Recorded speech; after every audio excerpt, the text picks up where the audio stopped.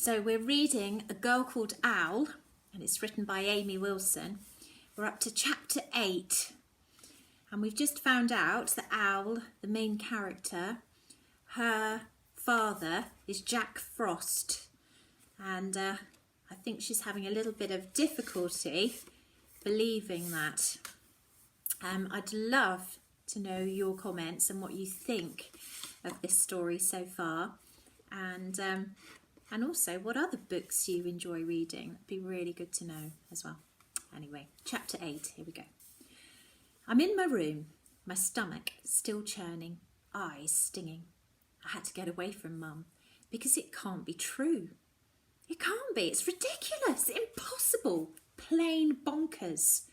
I'm shouting the words inside my head to drown out the other thoughts, but they filter through anyway. Because she told me, didn't she, over the years, in all those moon-eyed stories of a winter wonderland, wild and beautiful. And I always deep down knew deep down, that my father was not going to be your usual sort of person, Mum being who she is. And then there are the things that have happened since the first frost fell 2 days ago. It shouldn't be a big surprise. My father is an icon of winter, a spirit who spreads frost across the world. No need to overreact, Owl. You knew it was going to be something freaky, I tell myself, catching sight of my face in the mirror. There's a full moon tonight, and my reflection is a warped glimpse of a new me. Someone I suddenly barely know. Pale skin, pale hair, golden eyes. It's me. It just all looks so different right now. The edges seem to blur, and I could almost imagine the girl in the mirror is some sort of fairy tale creature. Proportions all slightly irregular, skin glowing with a strange silver sheen. What am I? Something pulls at me deep inside, a fear I never knew about before. What if Mum is right and Jack Frost, the figure she made so familiar with all her tales, is my father? What would that really mean? Tears gather in my eyes, and when I blink, they fall into my lap where they gleam in the moonlight. 3 tiny drops of ice. Owl, let me in. No! I brush the tears away, relieved when they melt at the touch of my hand. Please, let's talk about it. Mum opens the door and lingers there, one hand on the knob. I thought you were ready, she says softly. I thought the stories I told you when you were little might have helped, that you would somehow understand. Isn't it better to know? No, I say, and I mean to be brave and turn away from her and not show her my new uncertain self. But my voice wobbles, and I find myself looking at her while more tears fall, and I don't mean to let them. I brush them away as soon as I can, but she sees everything. Oh, Owl, I don't know what to do. What is this? Why am I so different? It's all right, my love, she breathes, rushing over to sit beside me on the old bedspread she made with my baby clothes.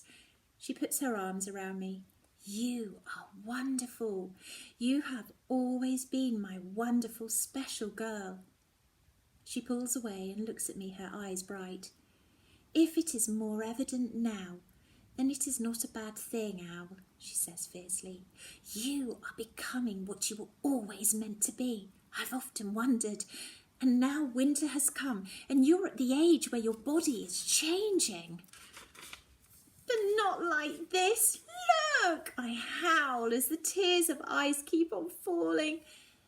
Owl, they're beautiful. Oh, Mum! I swipe them away angrily, clench my jaw to stop more coming. You always say that sort of thing, but they're not. They're not supposed to be doing that. What am I going to do? How am I going to go to school? What will I tell people? You're upset, she says, but that won't last forever. And truthfully, I don't know what's going to happen, Owl. And I understand that to be different is difficult, but you will be all right. Have I not always embraced the part of you that is only you? What do you know about being different? I I demand, pulling away. I mean, really, when did you last cry tears of ice or half freeze your best friend with a touch? How do you know what it feels like? Owl, you can't make this better. I'm not convinced it should be better, she says, looking out into the night sky, her dark eyes glittering. But if you think there's someone who can help you more, perhaps you should seek them out. I suppose you could. You mean him? I could never find him again, she says, her voice hushed. But you're different, as you say. You're part of that world I told you stories about, Al. Come, I'll show you where it all began. It's an enormous book, covered in black leather, tucked into the bottom corner of the vast bookshelf that dwarfs the rest of the little sitting room. I recognise it immediately as the one Mum read from when I was a kid.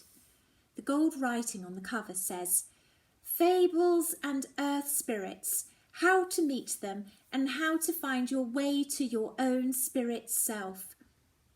This, she says, leafing through the dry yellowed pages, pulling me onto the settee and switching on the overhead lamp. She peers at me over the top of the book, her eyes twinkling. I think she's enjoying this. It's almost like she's just been waiting for it to happen. I scowl at her. Well, she says, turning back to the book, this is what took me to him.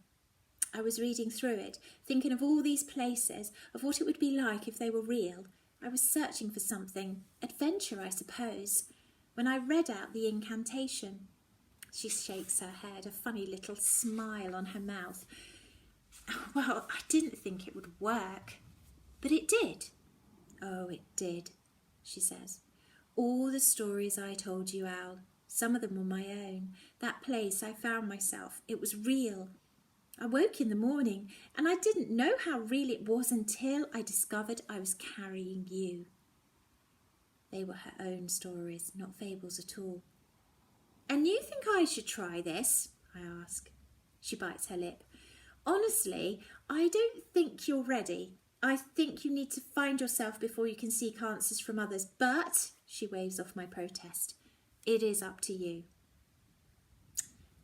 How can I tell you what to do or what not to do in this situation? There has never been another like you, Al. You, more than most, need to find your own way.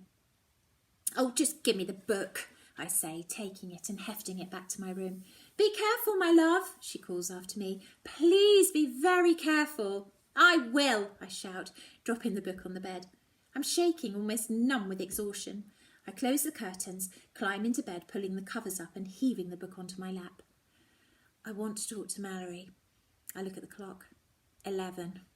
It's still the same evening, the same day, just a few hours since I saw her. Even less since everything changed. She'd know what to say.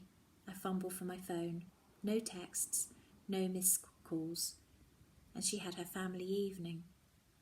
I put the phone on the bookcase next to the bed. It can wait. Honestly, what would I even say right now? Incantations, I mutter, opening the book and turning to the index at the back. It must be truly ancient. Every single S is written as an F, and some of my favourite stories aren't there, I realise as I flick through the pages. Of course, because Mum made them up.